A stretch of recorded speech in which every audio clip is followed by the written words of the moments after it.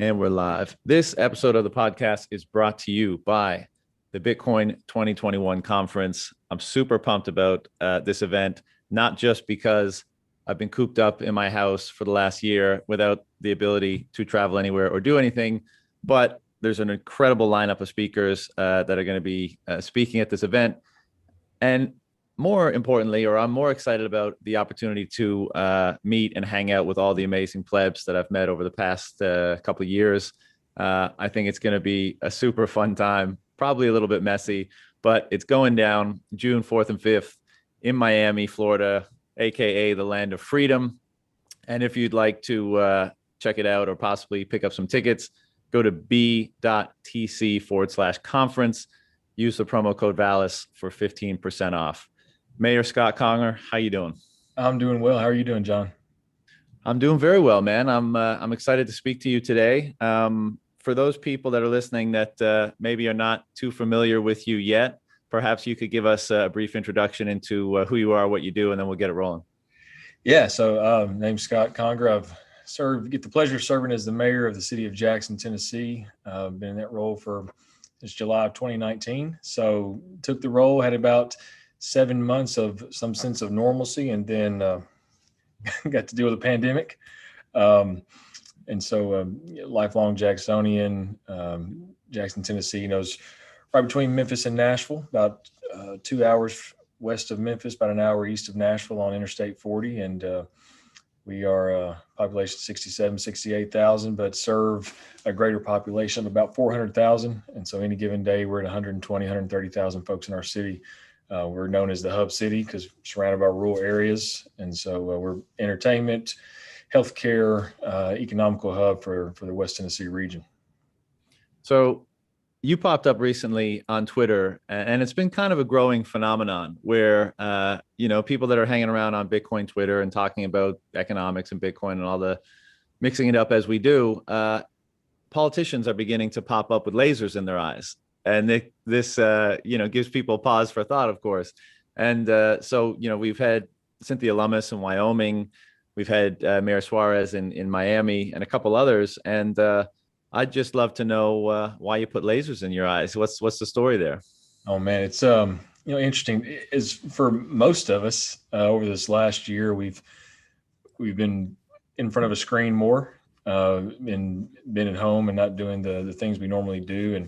And so for me, it kind of gave an opportunity to just pay attention to other things and do some research. And for the last several months, I've been looking at kind of onlooker of Bitcoin and that ecosystem. A couple of months ago, I guess, kind of on the outside looking in at what Mayor Suarez has been doing in Miami, and Miami's a little different from Jackson, Tennessee, and so. My initial thought was, man, that's great. I would love to kind of see what we can do in Jackson. But I mean, Jackson's a totally different landscape, right? And so, talked to a friend of mine, Aaron Ingalls, who's been in Bitcoin.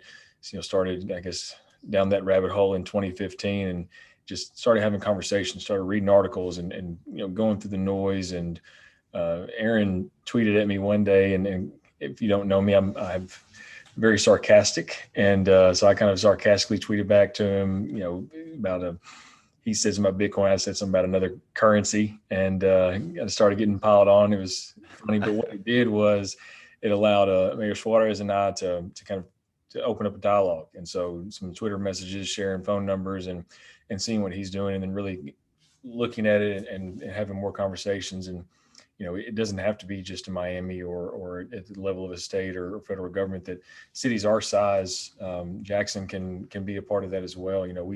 We have a great opportunity here for multiple reasons. We're the first city in the state with a gig fiber internet, and so we have that infrastructure for connectivity for those 21st century jobs and economy and ecosystem. And my thought was it's time for us to start capitalizing on that, and I think it's a way. Bitcoin opens up so many opportunities, right? Not just for local governments, but for people and for asset building and wealth building and closing the wealth gap. And so it seemed for me like an opportune time to start ushering in that direction for the city of Jackson. Right.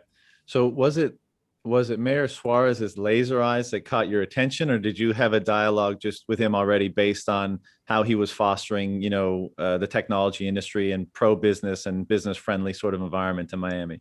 Yeah, so I was, we kind of have the same, lot of similarities. Both of us come from maybe a political family at the local level, and so just kind of looking at what he has done, and I think what really opened up that conversation was that just tongue-in-cheek tweet from Aaron to me and responding, and Mayor Suarez was on one of his threads, and so that opened up the dialogue between us. But I really appreciate what he's done. I mean, looking at it, he's done phenomenal things in Miami and continue to do so, and I think that we can replicate that to a certain level here in Jackson. What do you think about, and we'll get back to the Bitcoin stuff in a second, but have you read the book, The Sovereign Individual? I haven't. I got it on the way right now. All right. Nice. Yeah. So basically, one of the premises of that book is that, in the information age, in the digital age, where, let's say taxation is more difficult to exert, or people are more mobile, so they can play a jurisdictional arbitrage more easily. Their income is not tethered to a physical location, let's say. Then jurisdictions will be forced to compete for their capital, for them to domicile themselves in a certain place or live in a certain place or drive income from a certain place. And it really seems like this is the beginning stages of that. We're kind of moving from an environment where you're kind of at the mercy of the policies of the jurisdiction you're in. Whereas now, as we're seeing, kind of the influx of people into places like Miami and into places like Texas and potentially into places like Jackson, is that people are saying those are policies that, respect my freedom and liberties. Those are policies that allow me to execute on entrepreneurial ideas I might have without too much, red tape or overbearing influence from the government. And it seems like this is a rapidly evolving trend. As a mayor, are you seeing your role as someone who's, one of your main roles is to make Jackson more attractive to people by changing the policies in order to do so? Absolutely. My job every day is when I go to sleep at night that I've made Jackson just a little bit better than it was when I woke up that morning. And whatever that may be, if that's from policy change, just going out and cheerleading and beating the drum for the city. We pride ourselves on being very economical friendly and very business friendly, encouraging entrepreneurs and, wanting people to take those risks and reward them for taking those risks and having them succeed. And, this is not a big change for us. I don't think, and what we've done as far as policy goes on encouraging entrepreneurship, I think the big change for us here at the local level is a mindset shift on what currency is, what money is, what sustainability looks like, and how we can prepare for the future. Because this isn't a short-term solution, right? This isn't about setting up for next year. This is about making sure when I'm no longer in this office, that the next administration is able to do things that I couldn't do because they're more financially free. Our citizens are more financially free, and we can continue to build on that. You mentioned you come from a political family. What was it about, political office, the office of the mayor, or whatever offices you may have held and aspire to hold? What was it about that drew you into that line of work? Gosh, it's my grandfather was mayor here from 1967 to 1989. Then I had a great grandfather that was mayor back in the 1860s. And so wow. I grew up really not wanting to do that. Got a history degree, got an endorsement to teach high school history. And I'm thankful every single day that I went on 2 interviews and I was supposed to replace a retiring teacher. Neither one of those teachers retired. And so you can do only a few things with a history degree. One of them is work in higher ed. So I did that and got my master's in business administration, and really got interested at that point of representation at the local level, because all politics are local. Our local elections are the most important elections that anyone can participate in. And so when I was 27, ran for city council and was elected and served 2 terms there. And then I decided to run for mayor in 2019. And the conversation my wife and I had at that time, because when I announced I was running, I had a 5-month-old and a daughter that was turning 2. And so, not an easy task to just have 2 small kids at that point, but then take on an effort to run for political office. And the conversation we had was, cities our size, especially, see a brain drain where kids go to college, they graduate high school, they go find the jobs they want. And if we're not doing the things to attract those jobs, then they're going to leave. So part of it was selfish, not wanting to have to travel hours on end to see our kids when they grow up, or if they start having families, to see grandkids. And so coming to that understanding and that realization that we had to lay the foundation now to ensure that those future generations don't leave when they have the opportunity, that we bring the opportunity to them and make it a place to cultivate their career and their families. Right. You mentioned kind of the origin story of your exposure to and interest in Bitcoin. What's the learning process been like for you since that time? You see the laser eyes, you talk with Suarez, you see kind of the appeal of catering to this industry and this community, and also presumably some aspect of the value proposition of the thing itself. What's your education, what's your journey down the rabbit hole been like thus far? I'm sure you're still, going down a mile a minute, but what's it been like? It's like drinking through a fire hose right now. Just trying to consume as much as I can, reading books, articles. I clean my desk off work, but I have articles on my desk that were print off and given to me that I get 10 minutes. I'm reading one real quick. Kids go to bed at night. I'm, getting online and reading articles and checking, Twitter and seeing what's posted, and just trying to just absorb and take on as much information as I possibly can. I joked the other day that my kids go to bed 7:30, 8 o'clock, still very young. My daughter's about to be 5. My son just turned 3. And so at 6:30, I'm saying, it's time to go to bed. I got some stuff to look at here. And so, just the moments that I have free, trying to absorb information. And really, the thing that's been most beneficial to me to get through the noise, right? Because there's noise on either end of the spectrum. You have the traditional fiat economists saying this is a scam, it'll never work, it's not real, and then push on the other end. So getting through the noise and just getting as much factual information as I possibly can to see what the risk are, benefit are, and just do the complete SWOT analysis of entering into this ecosystem and economy. Yeah. I'd love to hear from you. And, this is by no means a test of any kind, but what value do you see in Bitcoin? Like, why is it appealing to you? What does it represent?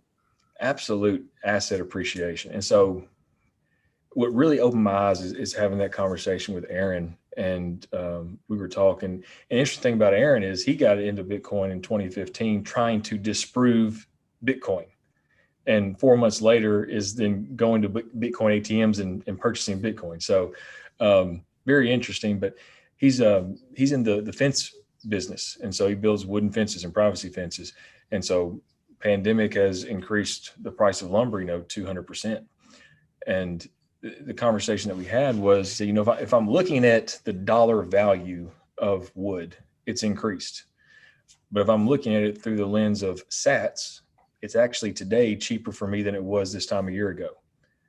And so that appreciation, take out the short-term volatility. I think that's where people get a lot of confusion and mixed up on that day-to-day short-term, but the long-term appreciation of the asset itself and the value that it has to not be manipulated, to not be affected by the inflationary rates and the Fed coming in and printing more money and pushing more money and falsely propping up the economy.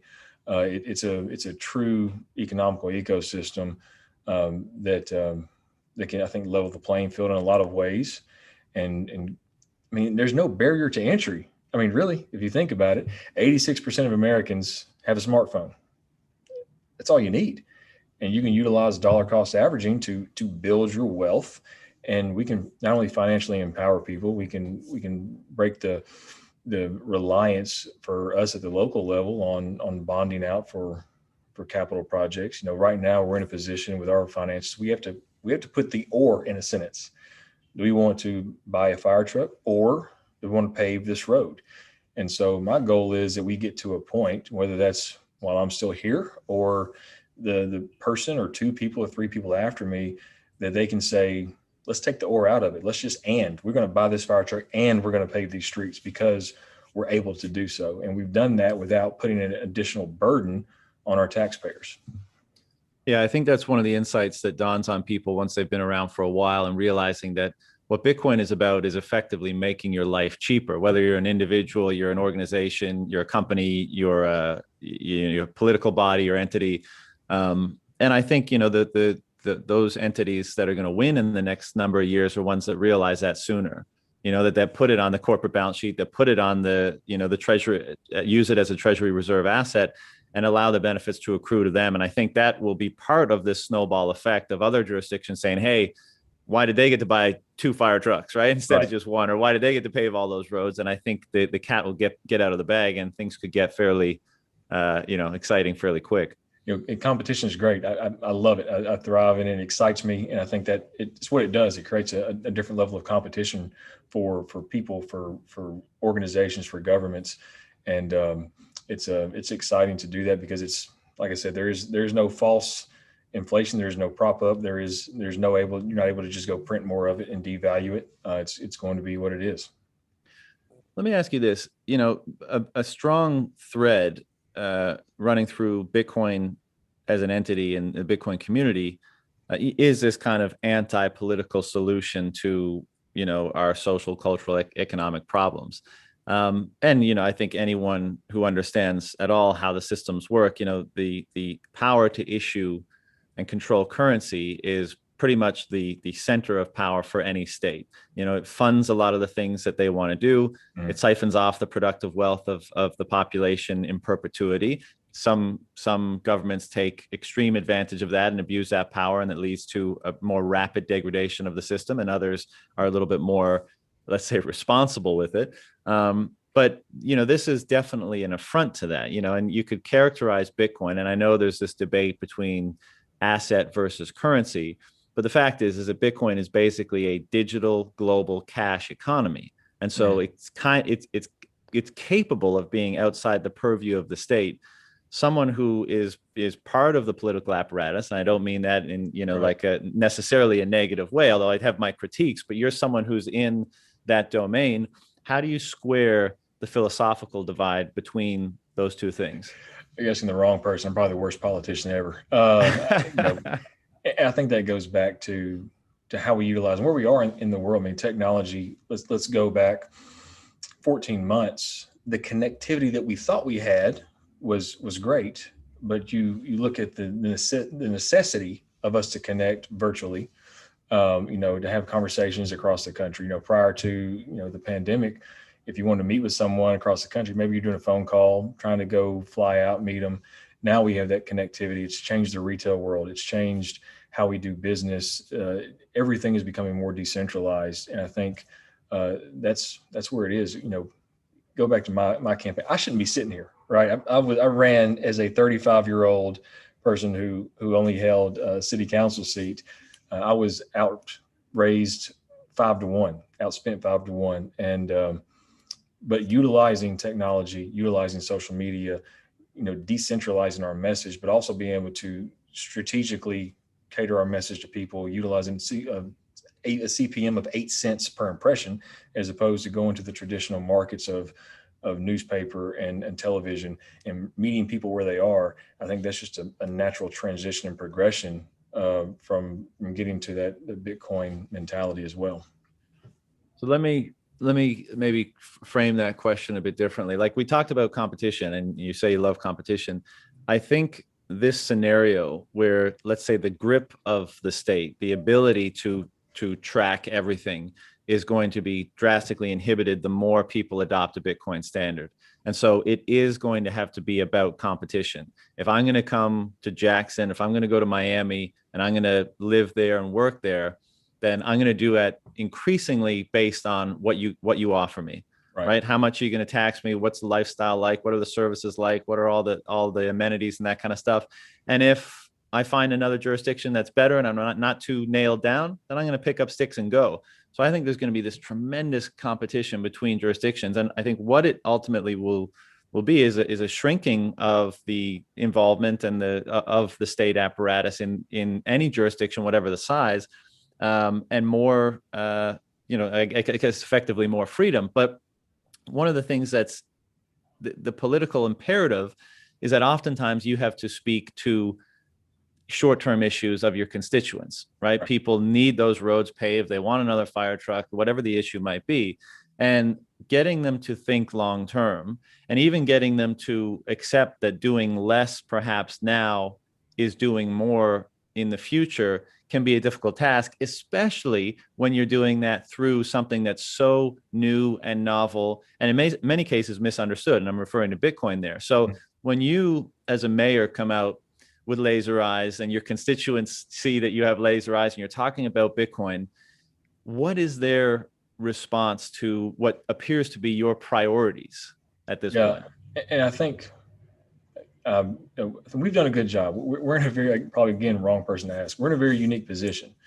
You talking about doing less now, long-term vision, long-term goal. That's everything that I've been talking about for the last 3 years, because, you look at our economic situation that I inherited in 2019, our debt service is extremely high. It's 26% of our property tax intake right now, which is extremely high and really prohibitive of what we can do. And so what the previous administration had done was kind of live on borrowed time, borrowed money, kicking the can.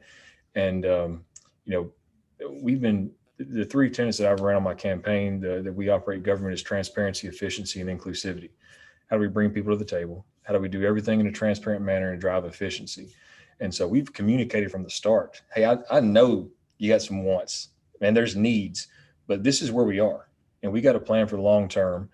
We have to focus on reducing our debt service. We have to focus on being in a better financially solvent position. And I think a lot of the communication is, we get in that. It's easy for us as people to get in the mindset of being able to only have a singular focus. But, in this role, I have to be able to focus on roads, crime, a pandemic, quality of life, infrastructure. All those things have to be a focus. And that comes with, take the Bitcoin conversation out. That's just the role. You got immediate needs, you got long-term needs, and you have wants that you have to prioritize. You have to be very clear in the messaging on what the priorities are. Our priorities haven't changed from the start. Our priorities are infrastructure, public safety, quality of life. That's the priorities that we want to have, being transparent, inclusive, and efficient.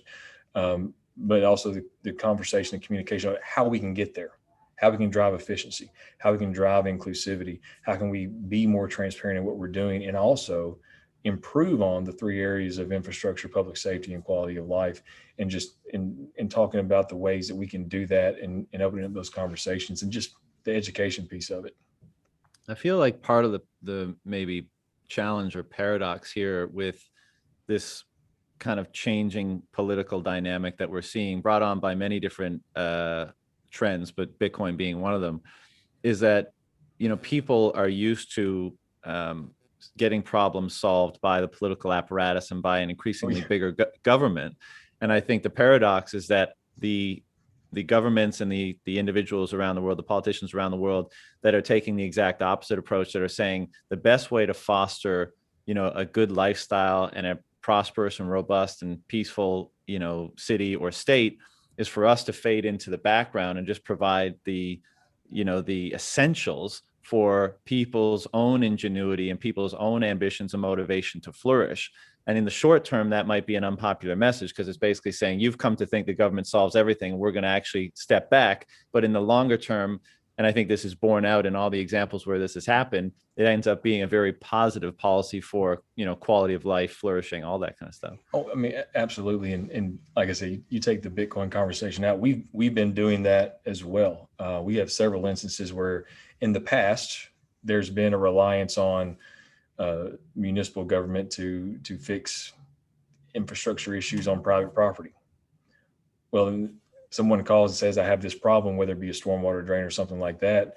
It's on your property. It's your responsibility. You bought the property. And so then the conversation doesn't go well. It takes a south turn very quickly. And then you explain it to them. Now, there are 21,000, almost 22,000 homes in our city. If every home had this issue and we fixed every home like we did yours, you won't have a road to get to your home. And it's shifting. It's all about a mindset shift of how we do that and how we create the expectation, not just from government, but also from the public as well. Do you have to speak at this point? I mean, is it too early, or have you had these conversations publicly with your constituents about your interest in Bitcoin and how it might play a role in improving the quality of life in the city broadly? We haven't had a large scale conversation, but every time that I go somewhere or talk with someone, it comes up.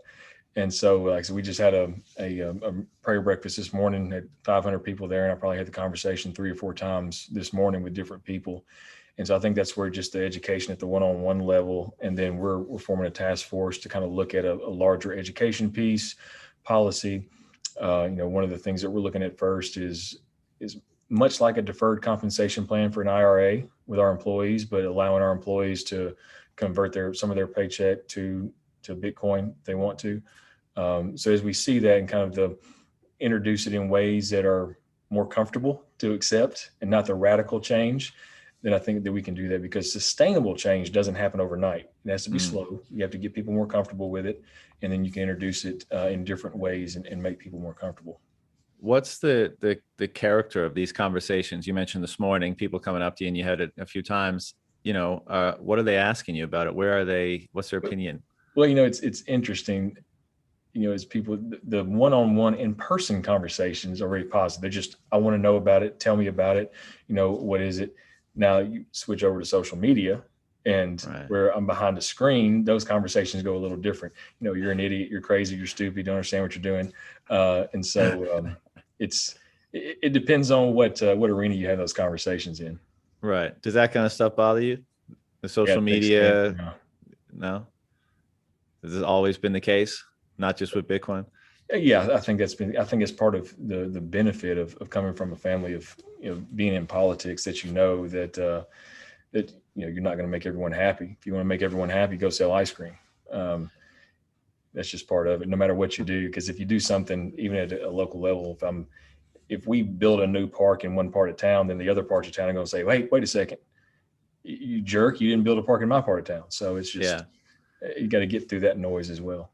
How do you answer some of those questions, or calm people down, or explain why this is not a waste of your resources as far as attention is concerned, or even the city's resources, to try to learn about this thing and try to integrate it? Because obviously it's still very early days in this phenomenon, and there's lots of different opinions about it, and people think different things about it, and some people even think it's just a flash in the pan and it'll go away someday.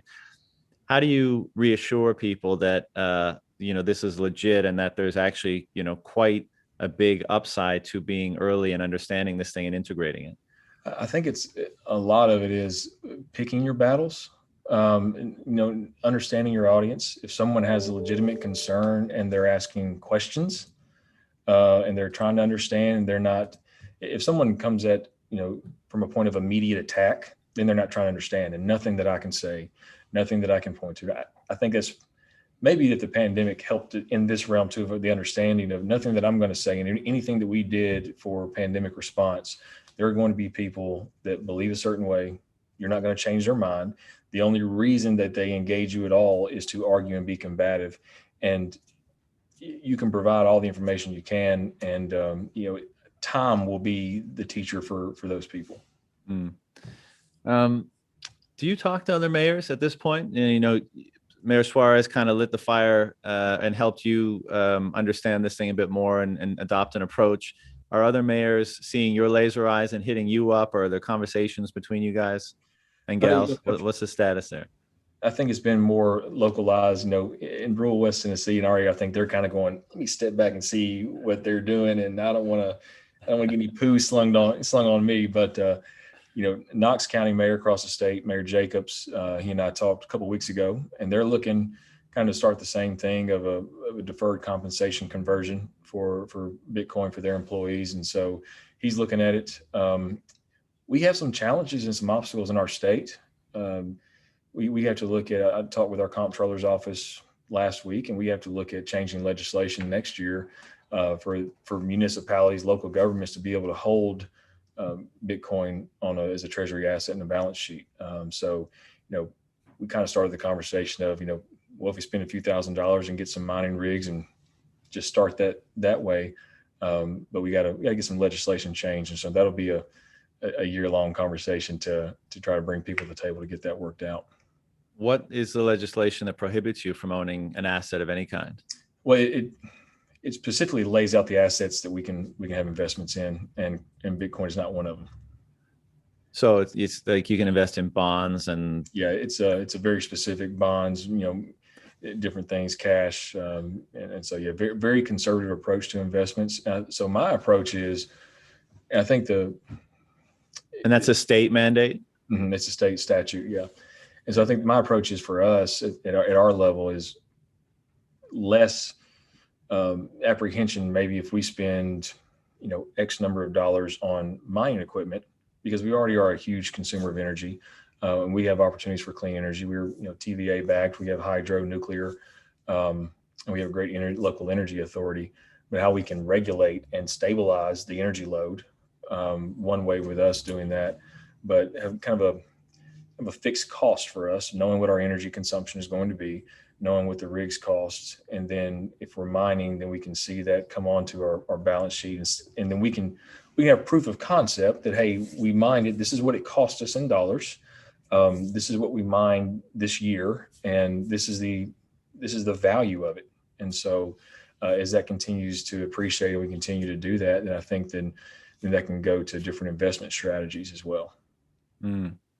That's interesting. Have you gotten any pushback from, for lack of a better term, higher ups, about this pursuit of yours, whether it be mining or whether it be, well, actually, before you answer that question, one of the things that surprises me is that state employees would even be interested in receiving a portion of their salary in Bitcoin, because I think by virtue of the fact that, people like myself have been here for a while when it was still very countercultural and nascent and early days. It's interesting to think that people are now seeing their payment and the currency through the lens of, well, a comparative lens where they say, okay, the US dollar, I can pay my taxes and I can do certain things with it. I maybe pay for my expenses. But if I'm thinking longer term, I don't really want to be holding that thing. I'd rather be holding something that doesn't depreciate as much as the dollar. So is that actually what some of your, the city rather employees are actually starting to consider and think about? And I think that'll be, a bigger conversation for us, and that comes with the education. But what we would like to do is just create the opportunity. I think my role as a leader for this organization is create every opportunity I can for our city to succeed, our employees to succeed, and not taking away, because I think once you radicalize it of either or, we're going to take away your IRA opportunity, we're going to make it to Bitcoin, but giving them diversified opportunities, because any investment strategist tells you diversify your options. And so we diversify those opportunities for people to invest in their retirement. Our city employees are already they're in Tennessee Consolidated Retirement, so they get retirement funded. The deferred compensation is in addition to their consolidated retirement. So this would be just in addition to what they would already have once they retire. Right. Right. So back to that question about, has any higher ups knocked on your door yet, given you that phone call where they say, settle down, you're playing with fire here? Not yet, but it's probably coming, because I haven't tried to change anything yet. I'm talked with the comptroller's office, and they said, this is where we are. You can't do this now. And so I said, okay, thank you. I appreciate that. And so I'm sure once we start having the conversations about changing statutes and legislation at the state level to allow us to do that, I'm sure there'll be some knocks on the door, and there'll be more probably in person, you're an idiot conversation to me. So, but right. I'm kind of imagining, have you seen the movie Network from the 70s? Yeah, I think so. This news anchor kind of goes insane. He goes on all these crazy rants on live TV about the state of the world and control and the power of TV and all this kind of stuff. Anyways, the owner of the network sits him down in the conference room one time. His name's can't remember the owner of the network, but he's talking to this news anchor, and he's talking about how, like, he's messing with the forces of nature, something like that. And I kind of imagine that type of scenario for people within the apparatus, within the political apparatus and the political machine, receiving a type of talk like that from others higher up. Well, I think that's why you got to create that compromise opportunity. We're not taking away what you're doing. We're not taking away what we've been doing. We just want to give another option. And we want to make sure that we're all having long-term sustainability. And if we can do that option, and we're allowed to, then we can be the pilot program if you want it to, and depend all on us. And I'm willing to take that on. Yeah, I mean, people have the question of whether Bitcoin will be outlawed, banned, have some political imposition on it, has been bandied around for a long time. But if you look at the principles that Bitcoin instantiates, a fair playing field for all, treat the same treatment for all, open access to all. I mean, these are really fundamental principles of freedom. And, America being the country that's probably instantiated these principles in their founding documents more than any other country, you would think that it would be hard. And I think the more people learn about Bitcoin and the more this is elucidated, it will be hard for people to take a hardline stance against it, because what it embodies is very much those same principles. Yeah, I think you're absolutely right. I think that comes with the conversations, the education, because right now it's really easy, if you don't understand it, to be so risk aversion centered. I see the day-to-day swings and I'm not stepping back. I see the trees, I can't see the forest. And so once you have those conversations and really kind of ease that, and people get into zero-sum game mentality too. If you're going to do this, then we can't do this anymore. We're not saying that. We're saying we want to open up opportunities. And that's what I think that we should be about, no matter what level of government, creating opportunities for us to succeed, for the people that we serve to succeed. Which resources have you found most helpful in your own understanding of, going down the Bitcoin rabbit hole? I think reading articles and just clicking, but for me personally, having conversations like this and the probing questions and hearing people that have been in it a whole lot longer than I have on kind of what they see and the opportunities, is really done more for me. Because like I said, I have two small kids. I'm not sitting down reading books for hours at a day. And so conversations are really the big benefit right now for me to understand more of mindsets of what we can do and what is available and what the potential is, I think. Yeah. It's pretty common to hear from people, and I've had a lot of these conversations, where once you start to learn about Bitcoin and understand it and see all the different domains that it has implications for, that it could potentially affect, it starts to change the lens or the worldview that through which you see the world. And in some that, in initial days, of course, that's maybe more subtle. And then the further down you go, it becomes more drastic. And, I've seen, complete transformations in people as a result of understanding what this represents more. I know you're still on that journey, but has this influenced your worldview in any economic, political, other domains since you've been, learning about Bitcoin? It's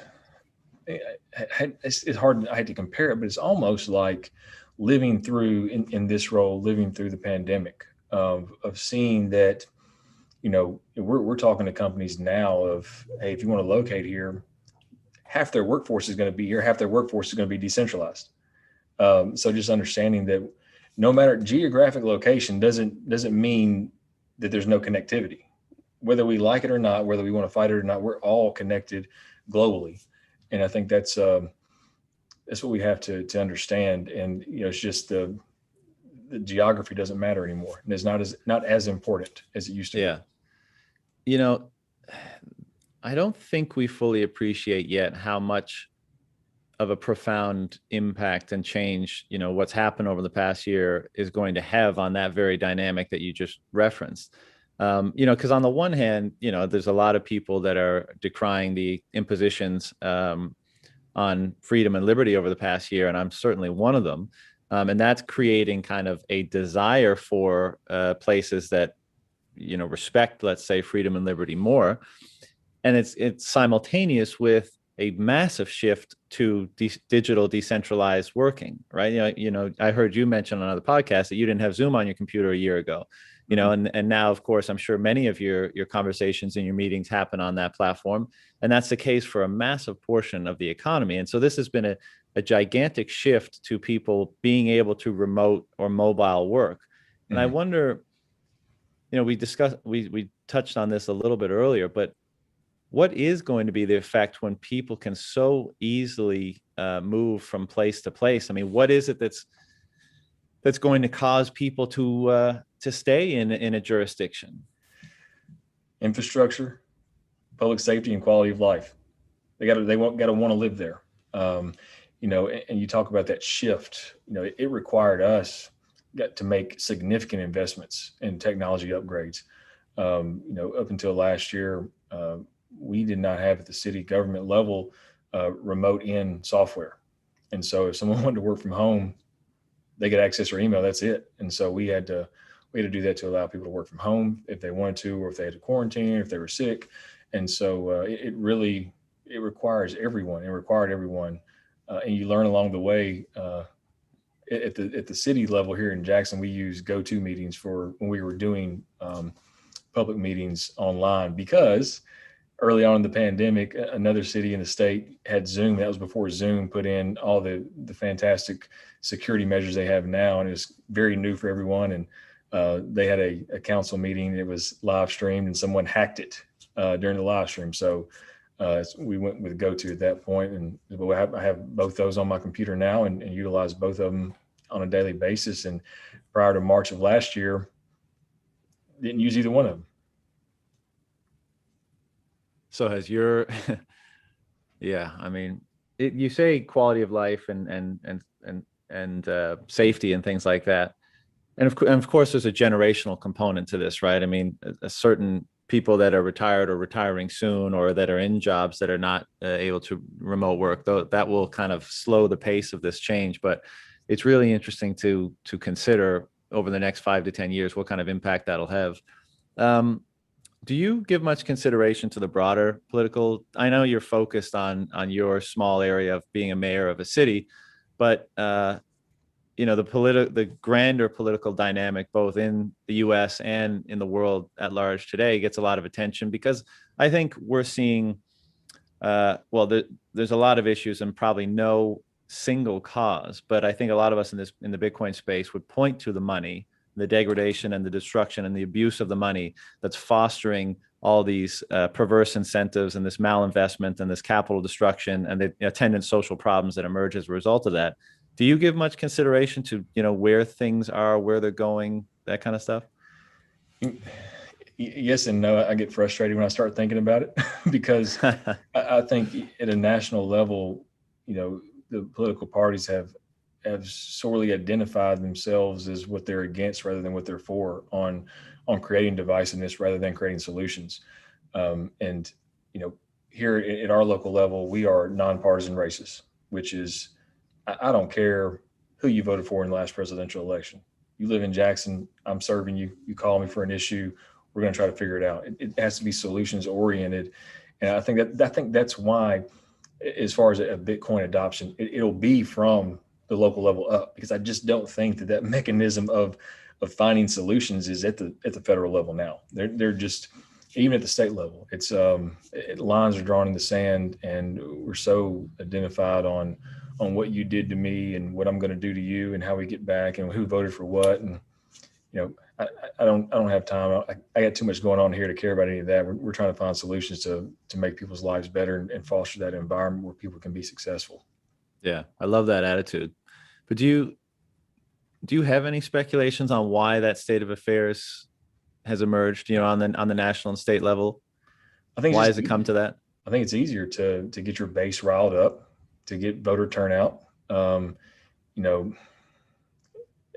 Yeah, I don't know. I'm not a fan of talking about the other guy I'm running against or lady I'm running against on what they did or didn't do. It's about what I can do and my platform and vision. And I think it's just oftentimes too easy to point to that short-term villainization of someone to scare someone into voting, not specifically voting for you, but voting against that person, right? So it's not about, I'm not wanting you to vote for me. I'm just wanting you to vote against them. And if you vote against them, then you just so happen to vote for me. Yeah. Do you have a particular ambition or something you want to accomplish in this role that you're in, and then kind of step back and move on to other things? And if so, what might those be? Gosh, there's so much I want to accomplish here. I don't foresee any different roles in the near future. I'm 2 years into my first term, and we have a lot of work to do. We have a lot of things a lot of opportunity that we can realize here in Jackson, and I want to be a part of that.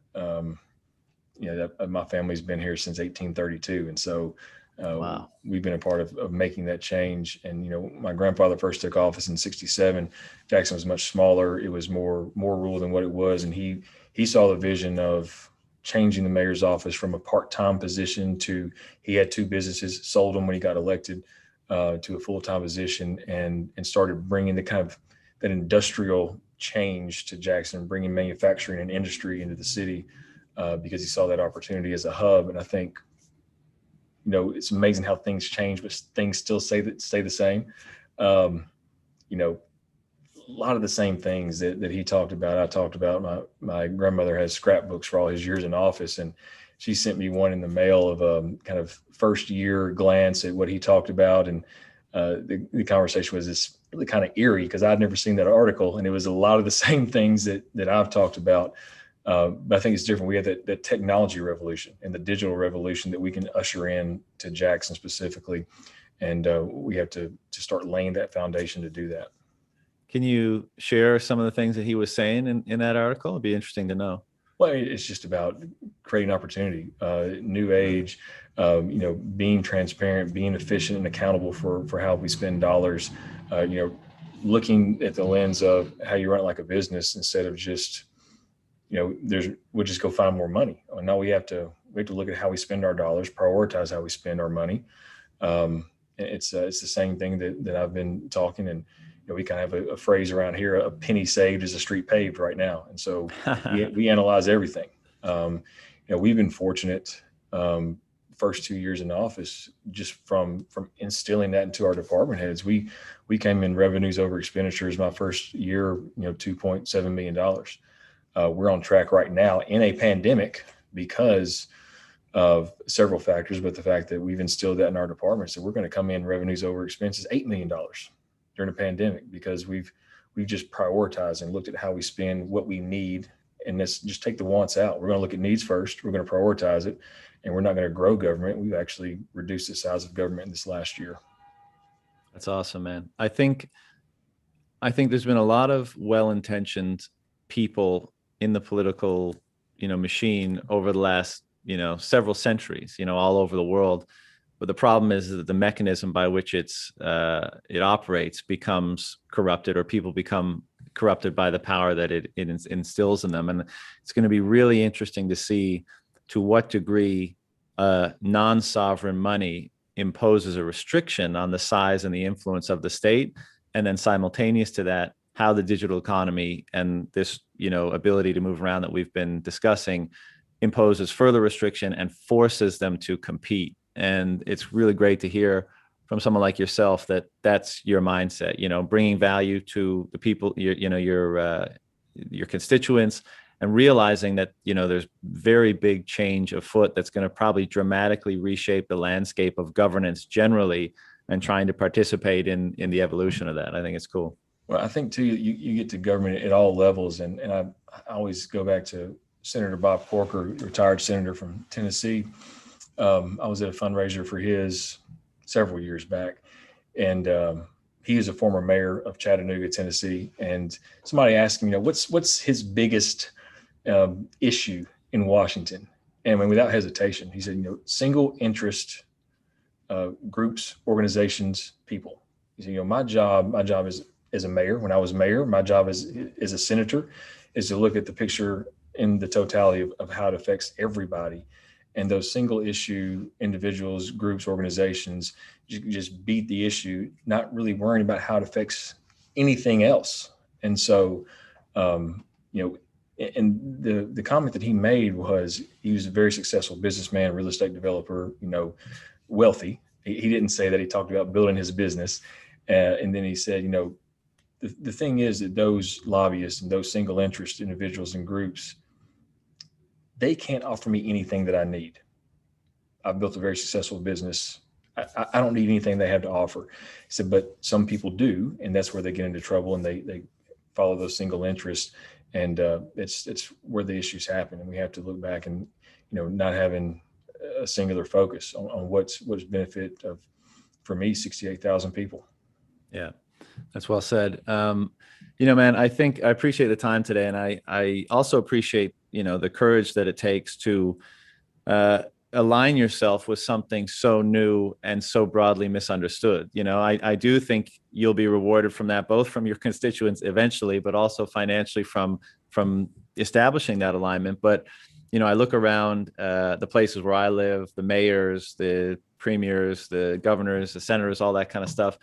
And one of the huge impediments seems to be they don't want to put their neck out for something. That this is new, this is misunderstood, it's not at the top of the priorities of my constituents. Why attract the attention? Why give myself the grief of trying to explain why I'm getting involved in something that some people think is a criminal instrument of some kind? And I think people like yourself, it requires courage, and maybe we could broadly say that there's a lack of courage in our times for things that are genuinely good. So I applaud you for getting involved. Maybe a lack of courage. I don't know, but I think my role is not to get reelected. I would love to get reelected. I plan on running for reelection in 2023. But my role is to serve the citizens. I'm only guaranteed 4 years at a time. And I'm going to do everything I can to put Jackson in a better position for the future in those 4 years. And I'm hopeful that the message resonates well in 2023 and I'm reelected. But that's not my top priority. My top priority is putting Jackson in a better position to succeed long term. Yeah, well, I think you might be in the minority with that stance, but I'm glad that is your position and your objective. So, man, this has been a real pleasure to connect with you and have this conversation. Any last words before we shut this thing down? I've enjoyed the conversation, and if you're looking for a place to come that's it's welcoming, tech friendly, that's Bitcoin friendly, place to visit, Music Highway, Jackson, Tennessee is where it's at. Awesome. Hit up the mayor. He's the one with the laser eyes on Twitter. I'm sure you'll be happy to engage with everyone there. Absolutely. All right, brother. Take care of yourself. Thanks. All right. Thanks. You too. Bye-bye.